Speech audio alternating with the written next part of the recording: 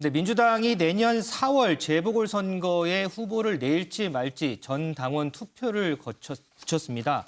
유호정 기자, 결과 나왔죠? 네, 그렇습니다. 이 권리당원 투표를 진행한 결과 21만 명이 넘는 투표가 참여가 됐는데요. 86.6%가 당원 개정과 재보선 공천에 찬성했다고 오늘 밝혔습니다. 이에 따라서 더불어민주당은 내부 강령을 바꿔서 내년 4월 보궐선거에서 서울시장과 부산시장의 후보를 내기로 했고요. 사실 이 민주당은 문재인 당대표 시절에 정치 혁신 차원에서 이 규정을 만든 겁니다. 선출직 공무원이 중대 잘못으로 직위를 잃으면 그 지역에 후보를 내지 않겠다라는 이 규정이 생겼는데 이렇게 생긴 이 규정이 5년 만에 폐지가 되게 됐습니다. 찬성이 86.64%. 김 교수님, 예. 사실상 이 투표 결과는 예측 가능한 거였잖아요. 그렇죠. 결과에 대해서 어떻게 보세요?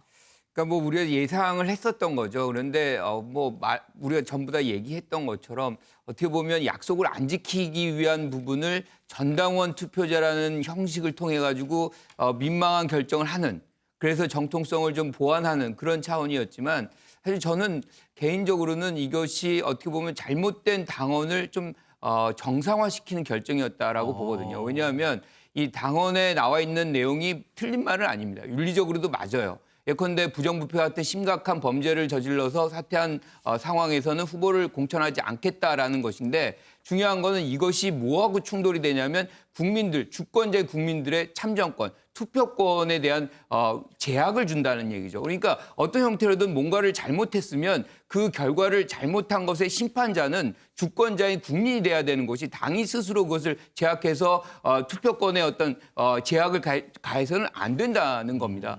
그리고 또 한 가지가, 만약에 이렇게 공천 안 하면 예컨대 내가 국민의힘당의 후보를 지지하지 않는다. 그럼 강제적으로 기권을 강요당하는 거나 마찬가지거든요. 이런 부분들이 사실상 어떻게 보면 헌법에 보장된 당원보다 훨씬 중요하죠. 국민의 어떤 기본적인 참정권을 위협하는, 제약하는 부분이 있다는 측면에서는 저는 정상화한 결정이다, 이렇게 봅니다.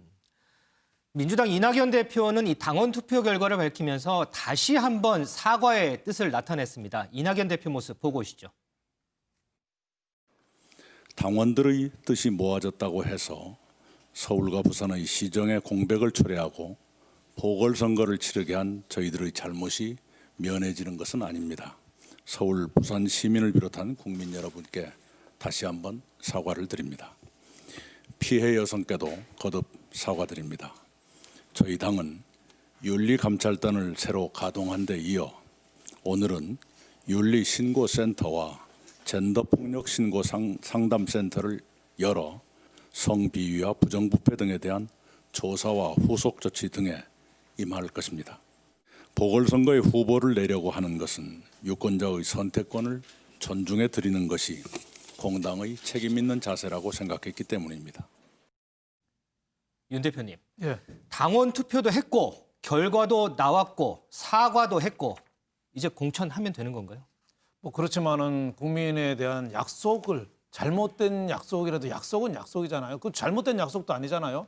자기 당의 더불어민주당 책임으로, 중대한 책임으로 그 재보선을 할 경우에는 공천을 하지 않는다 약속을 했는데 그걸 위반하는 거죠. 다만 이제 정치는 명분하고 현실이 있거든요. 명분은 당연히 공천하면 안 되는데 현실적으로는 우리나라 제일 1여당이 또 공천 안 할 수 있겠느냐, 또 이런 또 그 현실론적인 또 입장도 있는 거 아니냐. 또 서울, 부산 재보선을 하는데 그 두 개를 내주고 대선까지 갈 수 있겠느냐, 뭐 이런 뜻에서 제가 보기에는 좀 빨리 매를 맞는 거 아니냐. 내년 4월 재보선 앞두고 지금 11월이니까 한 5개월 정도 지나면은 어느 정도 좀 책임론이 희석되지 않겠느냐 하는데, 아무래도 약속은 어긴 거니까 모양은 좋지 않지만 공당으로서 또 하지 않을 수 없는 또 길은 아니었나, 이렇게 생각합니다. 최현미 기자, 야당 반응 좀 뻔하지 않을까 싶어요. 네, 야당에서는요, 오히려 이낙연 대표보다, 이런 결정을 한 이낙연 대표보다 문재인 대통령에게 이제 공을 돌리고 있는 모습입니다. 오늘 이 국민의힘 백드롭을 좀 준비했는데요. 백드롭이 뒤에 회의할 때 뒤에 화면인데 보시면 뒤에 배경인데 후보 내지 말아야죠라고 누군가의 말을 인용한 건데 보시면 문재인 이제 당시 새정치민주연합 당대표가 2015년에 했던 말입니다. 저때 무슨 일이 있었냐면 경남 고성에서 재선거가 있었는데 기존의 새누리당 후보의 선거법 위반으로 다시 치러지던 상황이었거든요. 그랬더니 이제 문재인 대표가 그때 아니 후보 안 내는 게 당연한 거 아니냐라고 말했던 저걸 가지고 온 거였고요. 이번 이낙연 대표의 결정이 사실상 문재인 대표가 만들어 놓은 당원을 바꾸겠다고 하는 건데 그렇다면 문재인 대표도 암묵적으로 동의를 한 거냐? 문재인 대통령 동의를 한 거냐? 문재인 대통령도 이거에 대해서 침묵하지 말고 입장을 밝혀야 된다라고 지금 강조하고 있는 상황인데요. 당시에 문재인 대통령의 모습을 한번 같이 직접 보시죠. 이번 선거는 새누리당 저인민주가 선거법안으로 당선 유효가 된 바람에 치러지게 된 선거입니다. 그래서는 새누리당이 책임져야 하는 거 아닙니까? 어떻게 책임집니까?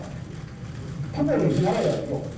그런데도 새누리당은 거기 고성에서 무책임하게 또다시 후보 내놓고 또 표집을 하려고 합니다.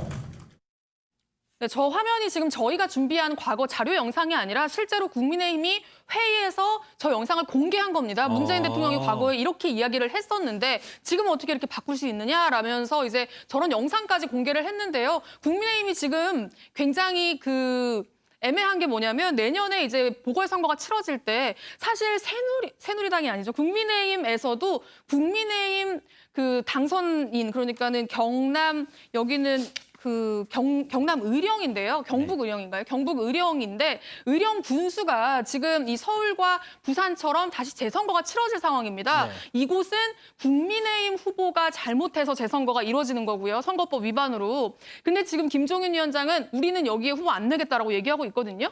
그런데 이제 똑같은 상황에서 민주당은 당원까지 바꿔가면서 후보를 내겠다고 하고 있는 거고 이 경북 의령이라면 국민의힘으로서는 완전 텃밭이나 다름없는데 내지 않겠다고 이야기하는 거잖아요. 여기서 지금 차별화를 가져가겠다라는 게 국민의힘 전략인데 정말 국민의힘도 막판까지 바꾸지 않고 이 뜻을 고수할 수 있을지 이 부분 좀 지켜봐야 될 것 같고요. 김종인 비대위원장은 변한 게 없다. 우리 뜻은 변한 게 없다라면서 민주당은 정직성을 상실했다라고 오늘 주장했습니다. 그 모습도 한번 같이 보시죠.